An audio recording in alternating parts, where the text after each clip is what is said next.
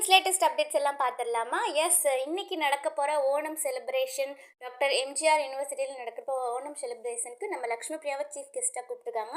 So இனிமேல் தான் அங்கே இருக்கிறவங்க ஸ்டூடெண்ட்ஸ் வந்து கண்டிப்பாக வீடியோ பிக்ஸ்லாம் வந்து ஷேர் பண்ணுவாங்க. இனிமேல் நம்ம லக்ஷ்மி பிரியாவோட பிக்ஸ் வந்து கிடைக்கும். அண்டு நேற்றுக்கு வந்து பார்த்திங்கன்னா நம்ம லக்ஷ்மி பிரியாவும் காவியாவும் வந்து சின்சானும் ஹீமாவாரியும் மீட் பண்ணியிருக்காங்க. ஸோ சாப்பிட்ருக்காங்க, பாட்டு பாடி நல்லா வைப் பண்ணாங்க, பிக்ஸ்லாம் எடுத்துக்கிட்டாங்க. அதே மாதிரி இப்போ சின்சான் ஹீமாவாரி வச்ச எடிட்டுமே இப்போ ரீசெண்டாக காவியா வந்து ஷேர் பண்ணாங்க. நம்ம காவியா தான் வந்து சின்சான், நம்ம லக்ஷ்மி பிரியா தான் வந்து ஹீமாவாரி.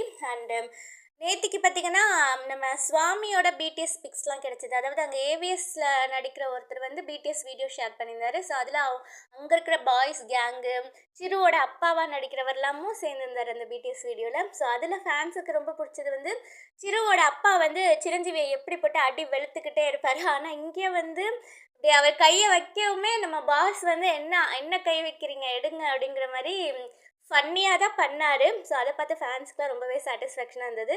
ஏன்னா ஆன்ஸ்க்ரீனில் எப்படி அடின்னு அடிப்பார். ஸோ இப்போ வந்து அதுக்கு இது பண்ணிட்டாரு அப்படிங்கிற மாதிரி பதிலடி கொடுத்துட்டாரு அப்படிங்கிற மாதிரி இருந்தது.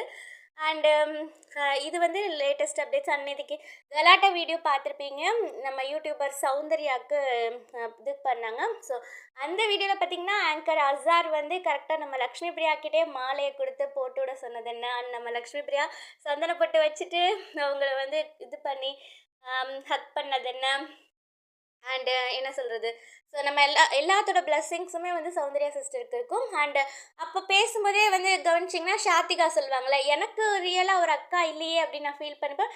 இதை தான் வந்து அவார்டு ஈவெண்ட்டில் நம்ம லக்ஷ்மி பிரியா சொல்லுவாங்க. ஷாத்திகா சொல்லும்போது நான் கீழேருந்து கத்திட்டு இருந்தேன், உனக்கு நான் இருக்கேன் ஷா, கவலைப்படாத, உனக்கு நான் இருக்கேன் அப்படின்ட்டு சொன்னாங்க தெரியுமா லக்ஷ்மி பிரியா. ஸோ அது வந்து நேற்றுக்கு தான் தெரிஞ்சுதே.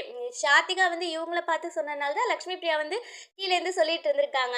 ஸோ லக்ஷ்மி பிரியாவுக்கு ஷாத்திகாவுக்கும் அப்படி ஒரு பாண்டிங், ரியல் சிஸ்டர்ஸ் மாதிரியே வந்து ஒரு பாண்டிங் இருக்குது.